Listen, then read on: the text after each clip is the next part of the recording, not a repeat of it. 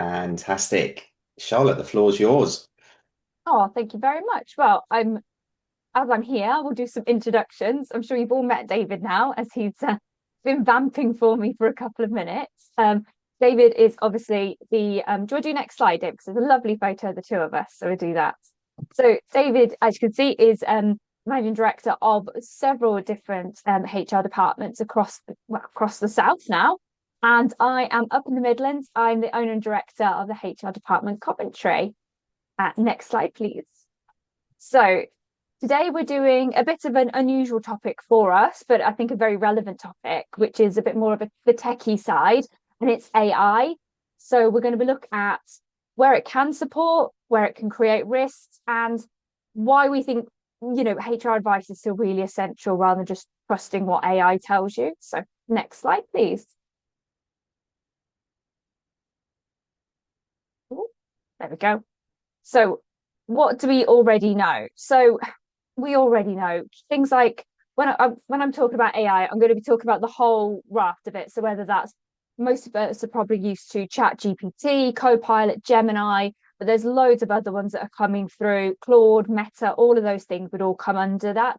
A lot of ATS systems, so recruitment systems, are also inputting AI into what they're doing. Other places that we work with, HR systems that we work with, places like Breathe HR, Charlie HR, Bright HR, they're all starting to look at putting an AI element in. So, although we've got some tools that we can use, straight away when we're talking about them, to keep in the back of your mind that actually this will become more prolific.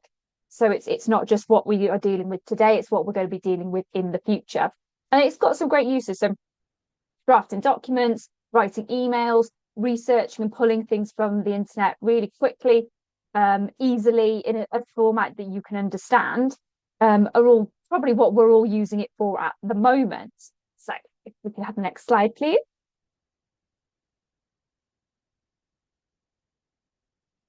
There we go. So the whole key thing of today is that there are limits to it. And I think one of those has to be context. What we specialize in, David and I between us have, centuries of experience, feels like centuries anyway, of experience. And you cannot buy that. You cannot, the AI cannot learn that. You have to understand that the way that the language models like ChatGPT work is it kind of just scrapes information from the internet. So it doesn't understand context, it doesn't understand nuance, it doesn't understand your one employee who is maybe a little unusual or a little specific in what that you're dealing with. It won't understand that. It works on the basis of it's usually like this. And as you know, usually is not always. And that's where the problems can come from because it can't apply a judgment to it and it cannot protect your business. And you cannot protect your business if you're using AI because you cannot use that as a defense. We recently had a tribunal case where the employee had actually used the chat GPT, I think it was, to write their own defense. And it was using examples of case law and tribunal cases that happened in the past. And it turns out, for part of the argument, and it turns out that the AI had just made some of those up. It's what we call an hallucination, which is a polite way of saying that it's talking absolute nonsense. It thinks that you want a case to make what you're saying look good, so it will just chuck a case in. And unless you're Googling each individual case, you would have no way of knowing if it was real or if it hallucinated it. So that's a real problem. So next slide, please.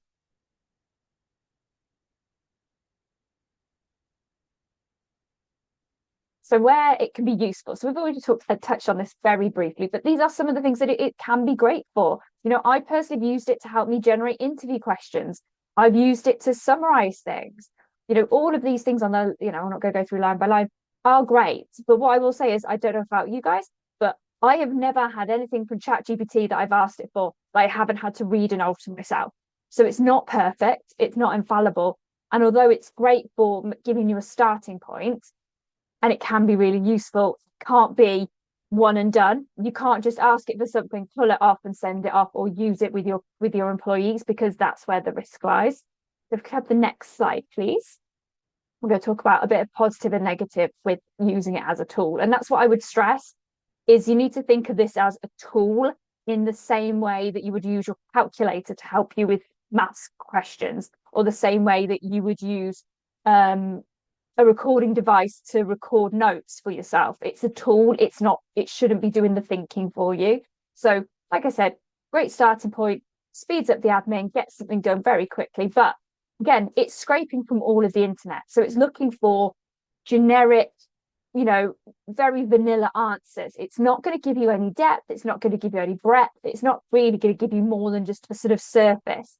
And quite often a word salad where, I don't know about David or any of the others that are on at the moment, Michelle, Lucy, if you've ever used ChatGPT, you know when it's ChatGPT because it'll tell you the same thing in 4 different paragraphs when one would have done. It loves, it loves to use 20 words when one would do. And I'm probably the same, Kirsty. We've done a lot of these where I talk a lot, but you at least know I'm not, I am not the AI. And that's where we have an issue, is it doesn't know your business, it doesn't know your employees, it doesn't know how you like to operate. It doesn't know that individual. If you're asking it specific questions about somebody's absence history, for example, it doesn't know all the nuance. It doesn't remember that their mum died last year and then maybe that's affecting their mental health. It doesn't remember all those little bits. It doesn't remember the internal conflicts that were happening 6 months ago that might have caused problems. It doesn't know your processes. It doesn't know your workplace. It knows, even if you tell it some of those things, it's not enough context for it. I always refer to it jokingly as the robot, because it is. I think of it as like, kind of a beep, beep, beep robot. It's just regurgitating and churning out things based on what it finds on the internet. And it cannot think for you, even if it looks like it's thinking, it looks like it's having a conversation with you. That's just because it's been trained to be able to do that. It's the same way that Tamagotchis in the 90s would beep when it needed something, and it trained you to answer to the beep. You're just answering to another robot. So if we have the next slide, a bit about Just to content. add something there, I think as well, because I absolutely agree with that. The other thing I'm finding with it, using it, as you say, in the way we suggest, is that it has an inbuilt positivity bias. Mm-hmm. So it can sometimes, if you're really bored, be fun to try and make it be negative. So I've tried to do that on buying a car, for example, Mm-hmm. and it cannot be negative. Yeah, Uh, it's always on your side, even if you are wrong. It's yeah, on your side and it's cheering you on. yeah, So absolutely. yeah, thanks, David. There we go. So context. So we always, as HR professionals, will base our decisions and our advice to you is always on context. I keep saying it. This might be, if we always try and do a bingo card for every one of these sessions that we do. This context might be the big one for this time. It doesn't know all the background. Like I just gave that example of an employee. It doesn't know their family history. It doesn't know their work history. It doesn't know that they had been promoted and then asked to be demoted because they didn't enjoy the job. It doesn't know whether that person has a good relationship with their manager. It doesn't know if there's some friction with somebody else in the team. It doesn't know that. It also doesn't know what you've done previously. So consistency is a really big thing for us as HR professionals. What's gone before? What are we following a similar path? Are we making reasonable decisions based on what has already happened? And actually, the AI may not know that in a HR context. There are like mitigating circumstances. All of it plays into that context. And also, its responses, it can, again, if you've been talking to it for long enough, ChatGPT learns what you like to hear. And like David said, it won't give you a negative response necessarily. So you may put in that you're really frustrated and really angry about this situation, and it will say something like, "Oh, I think you are very right to be angry. That is the correct response." And it's not going to be like, "Whoa, I think you need to take a 5-minute break and just think about this and maybe sleep on it." It will say, "You are correct. That is a great assessment." And it's there to please you, because the more it pleases you, the more you interact with it, the more you interact with it, the more it learns about you, the more it learns about you, the more it's going to tell you what you want to hear. So it kind of is like that snake that eats itself in a way. It kind of goes round in circles. So we're going to move on now. Come to the next slide, please. We're going to do 2 or 3 little examples of where I think the AI can be useful, and also where it's not going to be as useful and where it's going to get you down a bit. So AI for a disciplinary, yep, it can draft letters, but again, I've never seen a letter that AI has drafted that didn't need a human to correct it. change some of the wording. A big one actually is that the AI loves to pull from America, and obviously American employment law and UK employment law, vastly different things, wildly different. So don't let it put stuff into your letters that you're giving to your employees that are American based. It can't make sure it's a fair process, can't look at the evidence properly for you, it can't judge what is proportional, and it can't make sure you're correctly compliant. All of those would be vital in a tribunal situation, and none of them you can rely on for AI to do. Have the next slide, please. So we're going to talk about the same redundancy. Again, it can make your documents, but it can't make sure there's a fair selection process. It can't judge if there are risks from what you're doing. It can't help with the consultation process because each person is going to be different, and it won't protect you against claims. Again, I keep saying it. If you use AI to make judgments, that will not protect you because you are the human being. I need to say grown up in the situation, but you are the owner of this. It is your tool. It's like asking, a magic 8 ball for the answer. You can't then blame the magic 8 ball if you make a decision based on what it told you. Can I have number 3, please, which is grievances. So it can be useful in grievances. We are seeing a lot of people, a lot of employees are using AI to help them draft grievances, and where once you would have maybe 2 or 3 pages of maybe not always coherent, but you would get the gist of it, then you'd have a meeting and you'd understand in more detail. We would, as HR professionals, go off and investigate it. Now we're getting 12, 13, 15-page long, clearly written by ChatGPT or something similar. And again, like I said earlier, it's regurgitating stuff. It's giving you 5, 6 paragraphs of basically the same thing. It's taking things out of context. It's making mountains out of molehills. It's adding in case law that doesn't exist. They're making it really difficult. So where AI can help you is it can help you structure a response to grievances of how you put it together. What it can't do is make a decision on those grievances. You will still need to go through. You will still need to make a decision. One in there is balancing conflicting accounts. How often in grievances is it one person's word against another, and you need to make a judgment? And sometimes that judgment is, I can't make a judgment.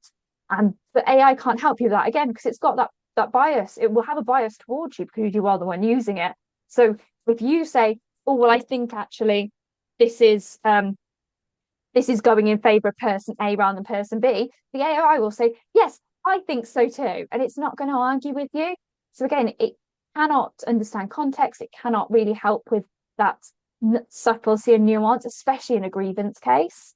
So we can move on to the next slide because, again, it links back to what David was saying, is that AI is confident. It's never, even when it's wrong, it's very rare that it will absolutely hold its hands up. If you ask it something and say, could you check that again? I think it's wrong. It will say, oh, my mistake. I seem to have got that wrong. There's been times where people have used it for, complicated situations where they're trying to look at, I've seen people try to use it as like accountancy software. And there was one example in America where somebody had used it as accountancy software and it had not used all of the figures that had been put into the spreadsheet. And when the person questioned, well, where did you get this number from? It said, oh, I don't know. That doesn't seem to be on the spreadsheet. So again, it's this what we call hallucinations, which in plain English is it just makes stuff up. So it's confident even when it's wrong. But what it brings out looks professional. You might not notice the errors. We keep using that example because it's so relevant. Is it put in fake cases to try and make an argument for somebody in a tribunal situation, and actually, when real solicitors looked at it, they were made up, which completely, undermines the point that person was trying to make. And I know I said it earlier, but this one bears repeating, that you cannot reduce your own responsibility in a tribunal. The AI cannot take the blame. Ultimately, if you are using it and you make any decisions, we've seen it recently. I've looked at, there was an IBM study that saw that about 40 to 50% of, I think it was American companies, were using AI in some way to do their recruitment. And that is a really scary position because actually AI is known to have built-in biases. It's known to be, unfortunately sexist, racist, ageist. It can be all of those things, sometimes all at once. And that is a really scary position, that something is making decisions for you before you even look at them. that could well put you into a tribunal situation, and unfortunately, blaming the AI will not change that you are the one making that decision. Can I have the next slide, please, David? Thank you. So, how do we get the right balance? And I think that's one of the key things from this is, AI is great for some things. I am absolutely not taking away that I have used it in the past. I'll probably use it in the future. However, it cannot think for you. It can just be the starting point. It is a tool. I think we need to think of it less as a friend that's helping us and more as your calculator. Your calculator that's got manners is essentially what it is. It is a tool. So it can be efficient. It can do all those things. But what it can't make up for is having somebody who has been there, has done that, has learned the hard way from experience. And, myself and the other HR people that are on here will know we don't always get it right, but we always know the right way to handle things. And because human beings are unique, human beings are wonderful, human beings can sometimes, not follow a set structure or set rules. Us as HR professionals need to learn to roll with that. So we make decisions based on context. Again, we're back on the bingo card because things are complicated, things change. What might start off as a simple sickness absence case can roll into a grievance, can roll into a disciplinary, can roll into a terrible tribunal if you're not careful.